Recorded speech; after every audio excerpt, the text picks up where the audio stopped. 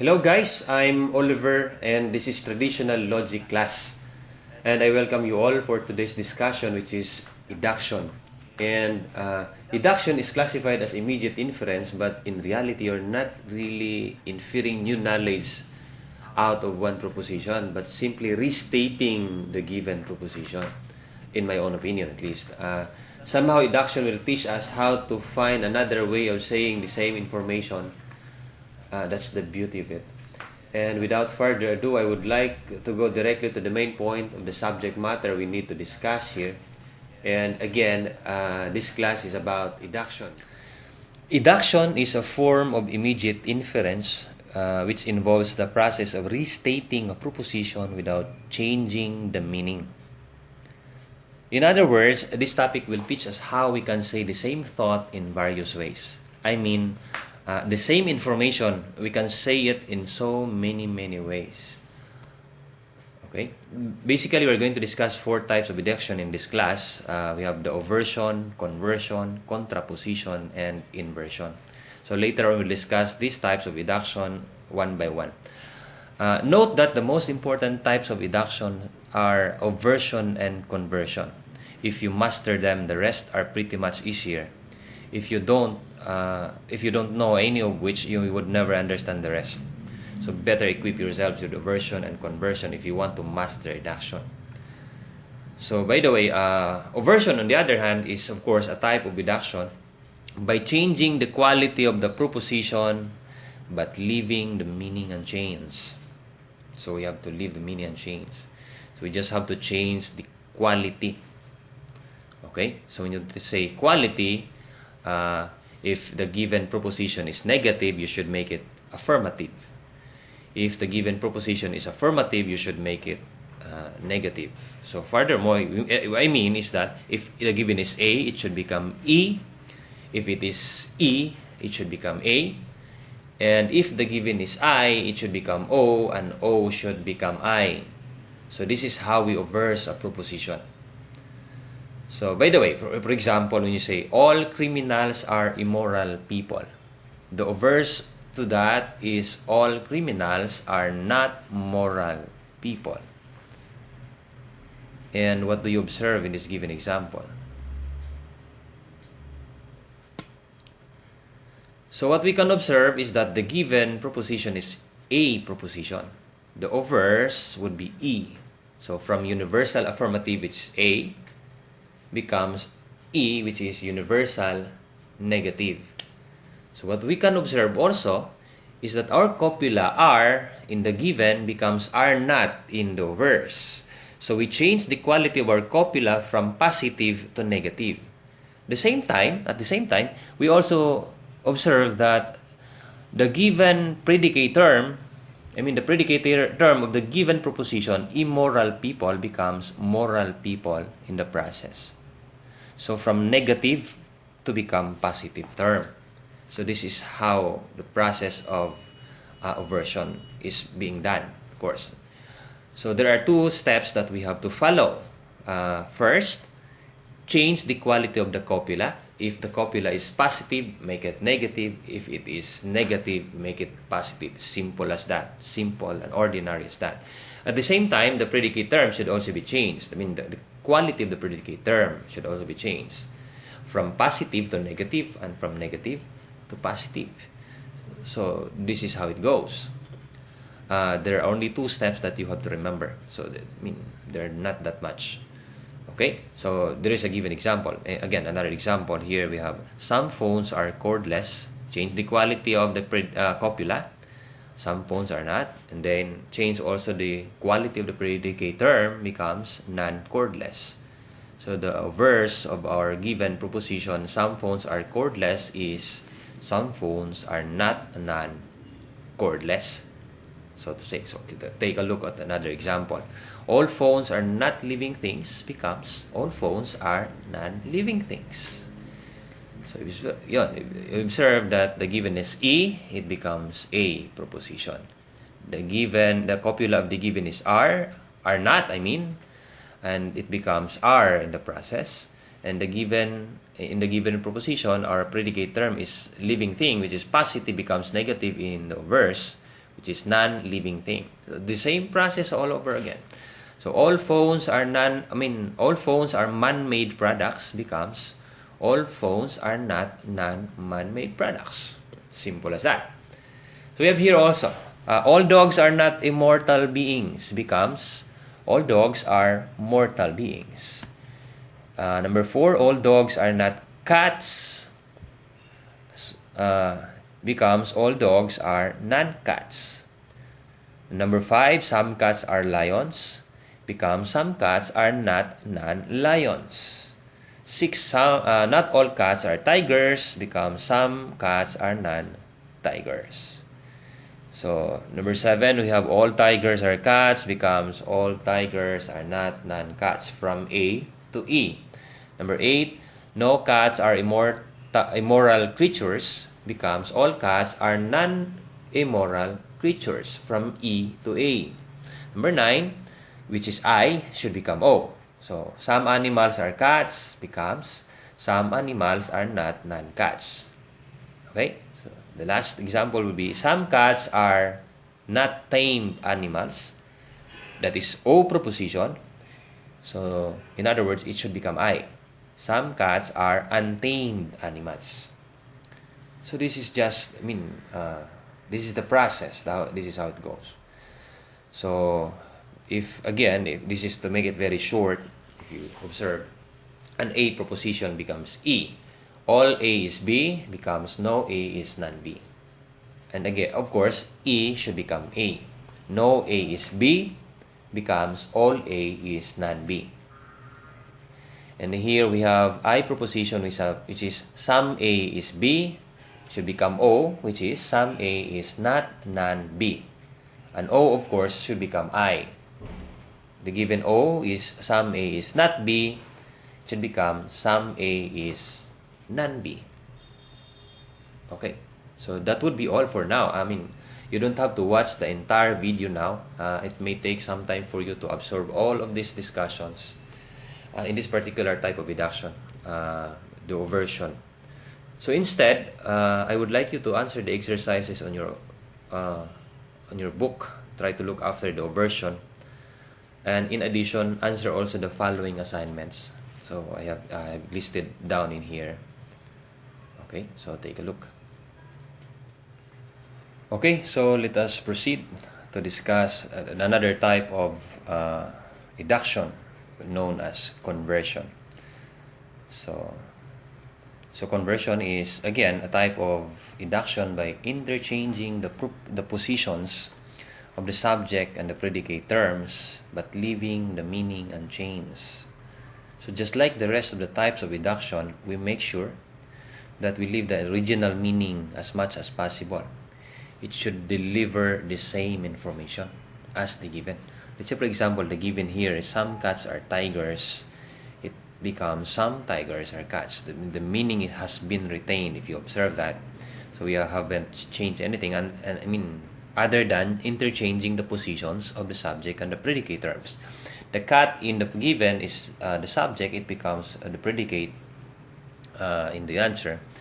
And the tigers is the predicate, and it becomes the subject of the converse, if you notice that.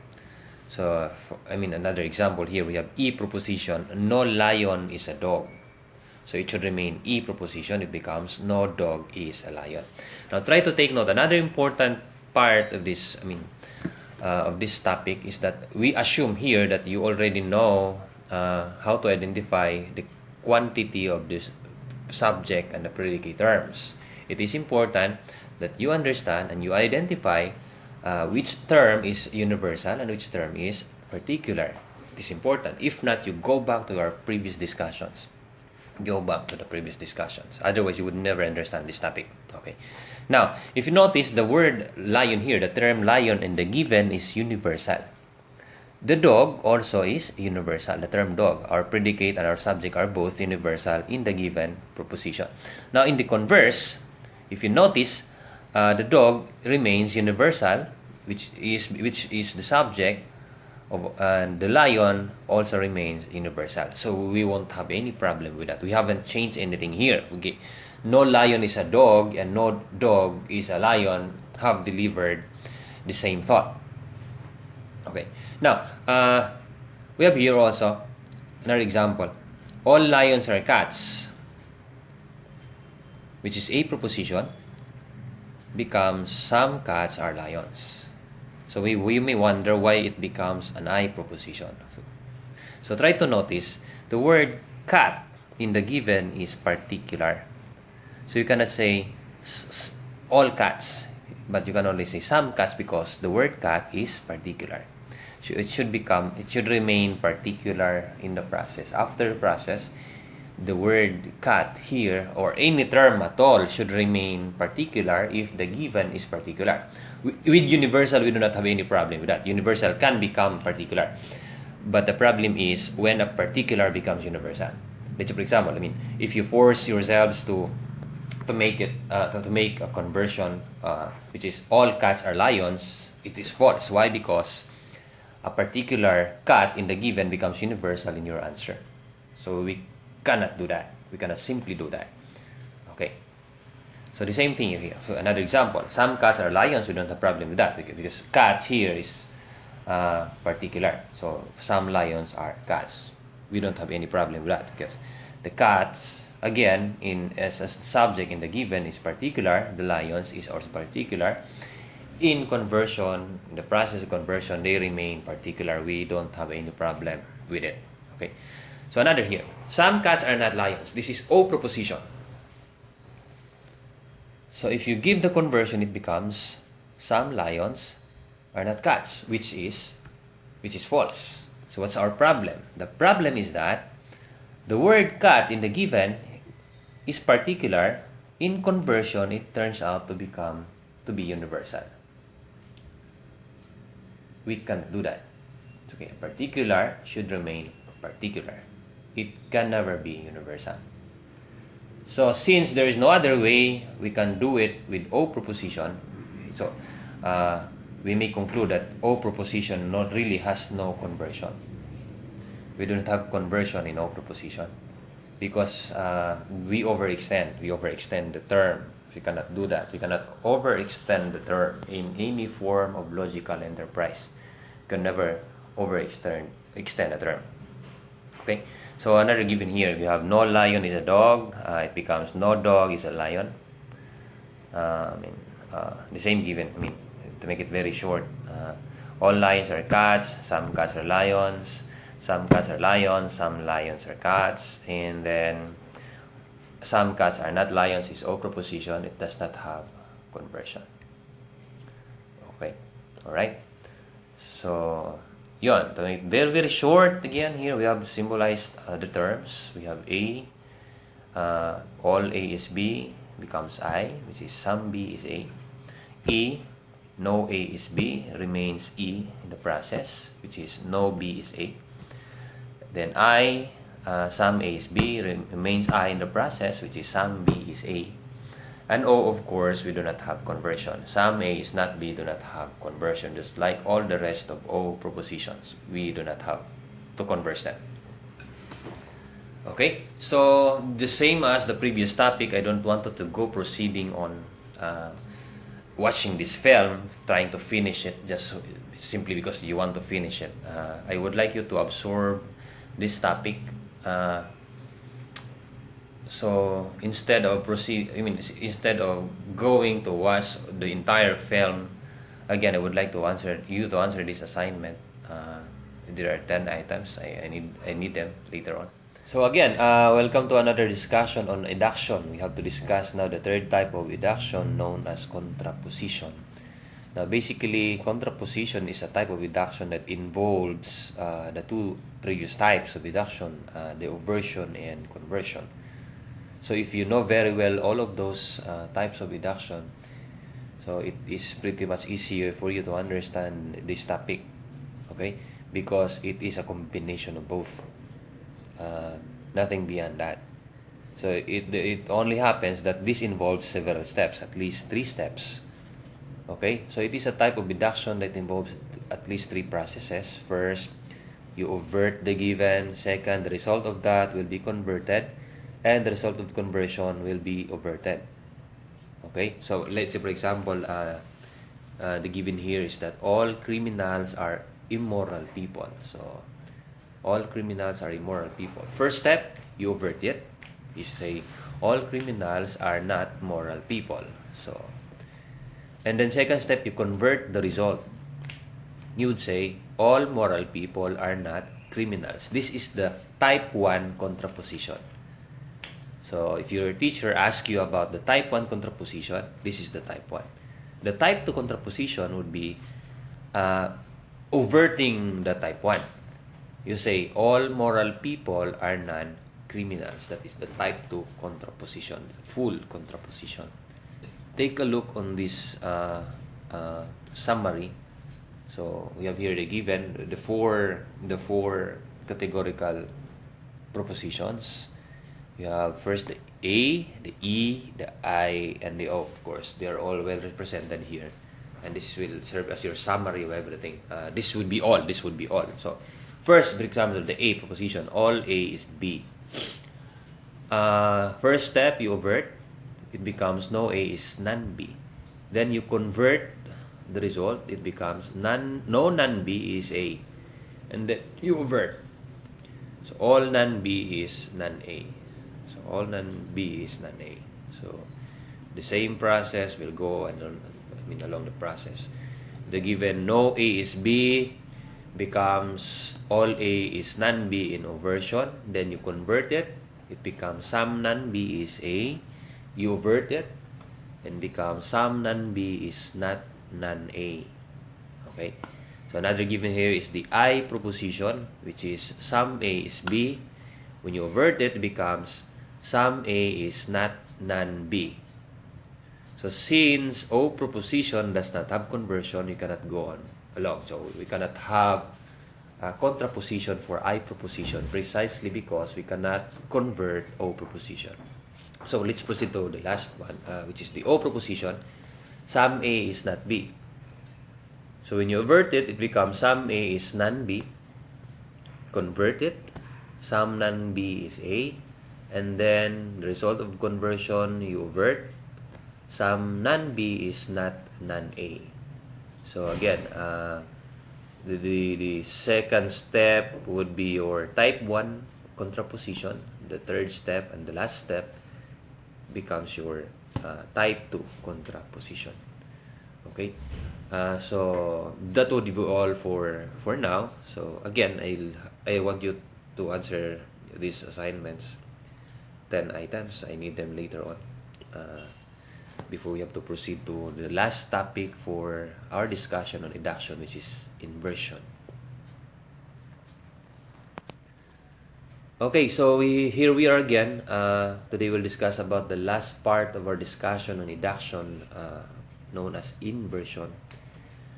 So just take note that just like contraposition, inversion involves the two basic or fundamental types of eduction, namely obversion and conversion. I hope you fully understand that these are the most fundamental types of eduction. Without knowing this, you would never understand eduction at all, not at all. Okay, so basically there are two types of inversion. Some authors would call it type 1 and type 2. Some others would call it partial and full conversions. Anyway, in traditional logic, where there are only 4 categorical propositions, only A and E propositions have inverse. I and O do not have inversion. Now, if you try to look at this pattern, so as I said, only A and E propositions have inversion. So A proposition follows this particular step, 5-step pattern. First, you obverse the given. The result of that obversion, you convert it, and the result will be overted, then convert it, and then overt it. The result would be the inversion. The last part would be inversion. So A always follow this 5-step pattern, while E follows these 4 steps. Some teachers would say to remind their classes that If it is A, you follow okoko, while if E, you follow koko. That's the best way to remember it, I guess. I mean, one of the best ways to remember it. So, koko. For example, here, in our sample pattern, we have all S is P, which is A proposition. You invert it, it becomes all S is not non-P. And you convert the result, it becomes all non-P is not S. Then invert it, all non-P is non-S. Convert, then it becomes some non-S is non-P. And then the last step would be Obversion, some non-S is not P. So, simple as that. Simple as that. As long as you know, again, obversion and conversion, you won't find any problem in here. So, similar process in E proposition, which is all S is not P. It should become all P is not S if you convert it, and then obverse it.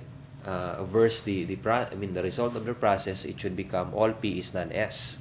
Convert it, it should become some non-S is P, and then you invert some non-S is not non-P. That is your contraposition.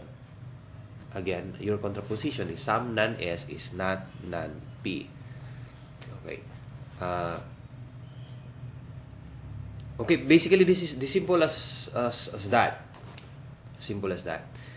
So, as long as you are very familiar with obversion and conversion, you won't find any trouble. Okay? So, again, I would like you, just like all the rest of our discussions, at the end of the discussion, I have to give you some assignments to do. But before that, here is another given, a real example here.